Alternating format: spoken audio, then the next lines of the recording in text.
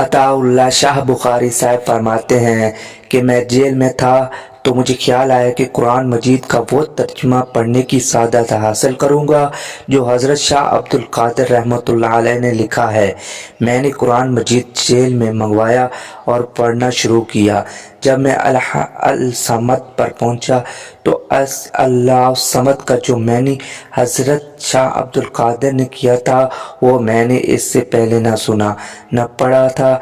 हज़रत ने अल्लाह समद का मैंने नाराज तर्क लिखा हुआ था जो मुझे समझ न आया। मैं बड़ा बेचैन हो गया। फिर मुझे ख्याल आया कि जेल में हिंदू पंडित भी कैद हैं। उनसे नास्तक का मैंने पूछता हूँ। हज़रत अताउल्लाह शाह बुखारी लिखते हैं, मैं इस पंडित के पास गया और सारी बात की और पूछा कि नास्तक के क्या मैंने हैं। मेरा पूछना था कि पंडित वजद में आकर झूमने लगा। मैं काफ़ी परेशान हो गया। मैंने पूछा उसे देखो क्या हो गया।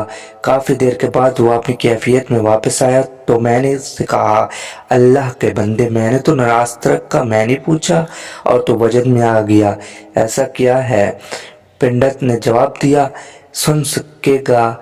मैंने जवाब दिया, हाँ क्यों नहीं। पंडित बोला, तो फिर सुन। नास्तक संस्कृत जबान का लफ्ज़ है।